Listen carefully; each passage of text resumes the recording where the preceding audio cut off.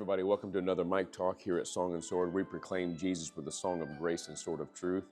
Hope you guys are doing well today. Text prayer to the number on the screen. I want to pray with you and for you, even when I'm traveling a little bit. Sarah and I are here in Cincinnati, hanging out with Steph and Dwight, who run the Block Ministries. That's Sarah's sister and our brother-in-law.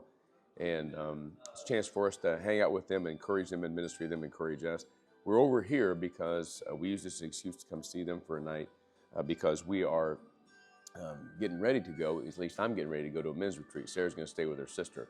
But I'm scheduled to speak tomorrow at Four Corners Church Men's Retreat, a little bit north of here, about an hour's drive at a camp. And I'm excited about it. But you can pray for your pastor because I got 3 sermons in about a day and a half, 2 on Friday and 1 on Saturday. And then I'll head home to preach with you guys at Song and Sword.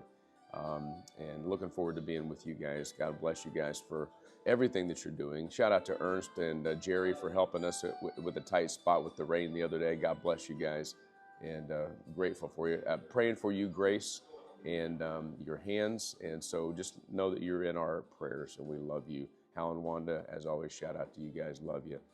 And the Osleys, we're praying for you as well. So listen, there's a lot of stuff going on, but we're here to pray. And I apologize for the background music in this place. You know how it is. I got some get me over coffee until I get some real stuff. Anyway, today we want to continue in 1 Samuel, and 1 Samuel 16 is where Samuel, the prophet, comes to anoint David.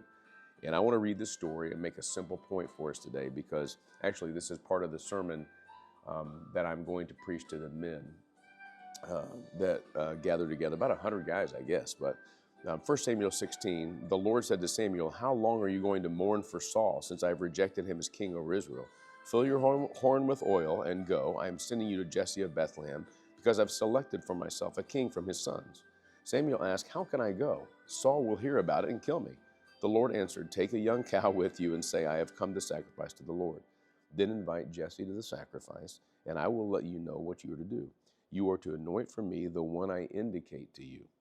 Samuel did what the Lord directed and went to Bethlehem. And when the elders of the town met him, they trembled and they asked, "Do you come in peace?" "In peace," he replied. "I've come to sacrifice to the Lord. Consecrate yourselves and come with me to the sacrifice." Then he consecrated Jesse and his sons and invited them to the sacrifice. When they arrived, Samuel saw Eliab and said, "Certainly the Lord's anointed one is here before him." But the Lord said to Samuel, "Do not look at his appearance or his stature, because I have rejected him. Humans do not see what the Lord sees, for humans see what is visible, but the Lord sees the heart." This is a really, really important verse in Scripture, very important event in Scripture, because Samuel is coming to Bethlehem with a horn of oil. Remember, the horn of oil is where we get the whole idea of Messiah or Christ in the New Testament Greek.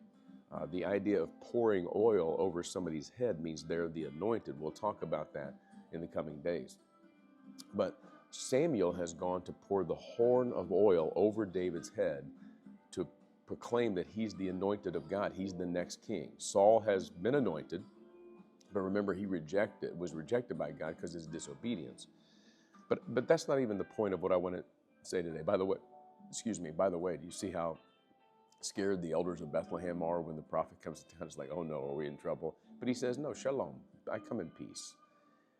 So the first thing that Samuel sees is this oldest son of Jesse named Eliab. When he saw Eliab, he said, "Certainly the Lord's anointed one is here before him." Why? Because he was tall and dark and handsome. Because he looked kingly. And that's what Saul looked like. But remember, Saul's heart ended up not being right. And so here's what God says to Samuel, which is amazing and something for us to learn from today. Humans do not see what the Lord sees, for humans see what is visible, and the Lord sees the heart. The Lord sees the levav, the seat of emotion, the real who we are, not the heart that pumps blood, but the inside of man, the inner man. And God sees that, and God knows that. And so one of the things that I'm going to encourage the men at this retreat, and I'm going to encourage you today, is this. If we look at the outside, but that doesn't matter to God, then shouldn't we spend more time working on the heart? We spend all kinds of time working on the outside, working on our outer appearance. How good do we look? How much weight have we lost? How much you know, putting on makeup, doing our hair. Some of us do our hair less than others.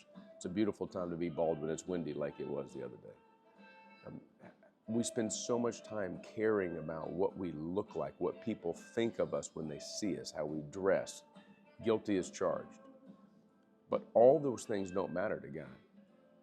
And one of the things I want to share with you today is this. If we spend half an hour, maybe hours every day working out, staying in shape, trying to look good on the outside, how much time should we be spending looking good on the inside?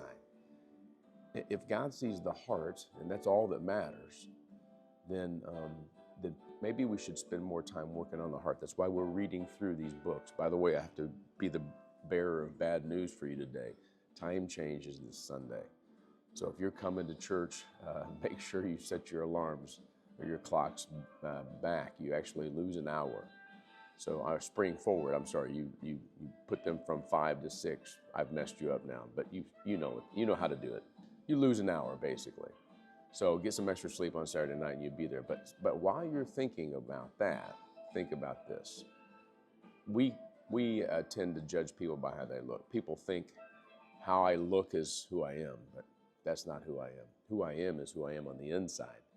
God knows this and God sees this. Samuel is impressed and he's a prophet of God. But God says, he's not the one. I see the heart. And eventually God saw the heart of David and had Samuel anoint him.